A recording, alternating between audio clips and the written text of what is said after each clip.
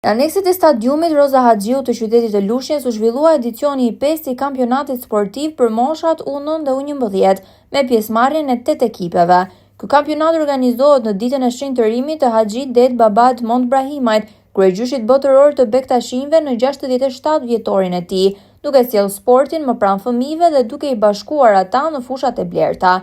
Ky aktivitet u organizua në moton Kupa Pasardhësi nga SHKBLD me kryetar zotin Kujtim Baze dhe sekretar Kujtim Toshkollari, si dhe me pjesëmarrjen e të deleguarve të rinisë nga qendra e bektashinjve në Tiranë. Aktiviteti nisi me intonimin e himnit kombëtar, në interpretimin e këngëtarit Gëzim Xhaxhai me pjesëmarrjen e të gjithë stafit drejtues të kësaj shoqate.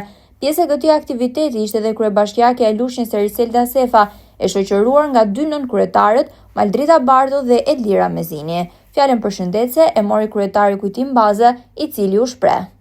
Sot kemi kupën Pasardhësi.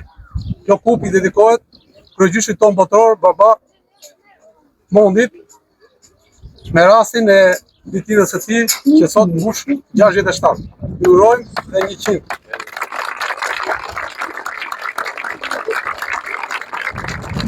Sot marrin pjesë 8 ekipe, në filluar nga Dushku, nga Fieri, Judi, kemi ekipin e Lushnjës Akademisë, kemi mikun ton të shtrenjtë Ignatius Sokolin dhe natyrisht Iliazin.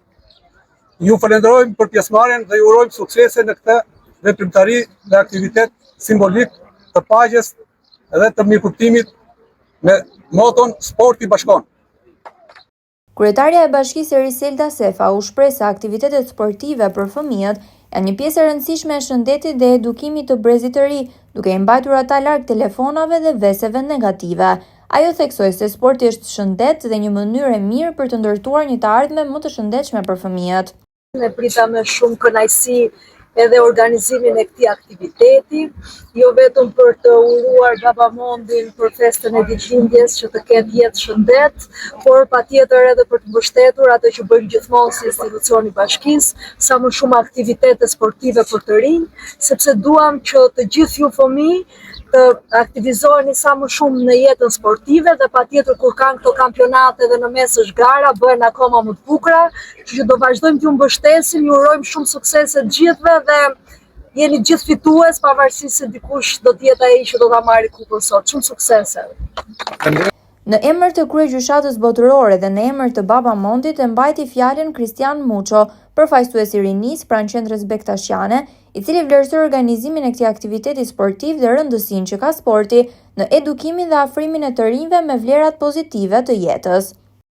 Të dashur të rinj sportdashës, të nderuar organizator dhe pjesëmarrës, me zemër të mbushur dhe mirënjohje, ju falenderoj për këtë aktivitet kaq të bukur dhe domethënës, organizuar në frymën e unitetit, rinisë dhe dashurisë njerëzore. Kupa Pasardhësi është më shumë se një veprimtari sportive.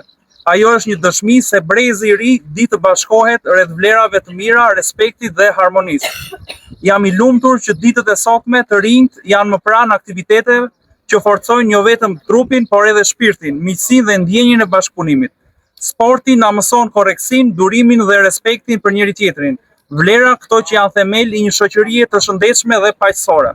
Sot në ditën e ditëlindjes sime ndihem vërtet i nderuar dhe i prekur shpirtërisht që zhvillohet aktiviteti sportiv Kupa Pasardhësi, një veprimtari që mbart frymën e rinisë, bashkimit dhe vlerave më të mira njerëzore.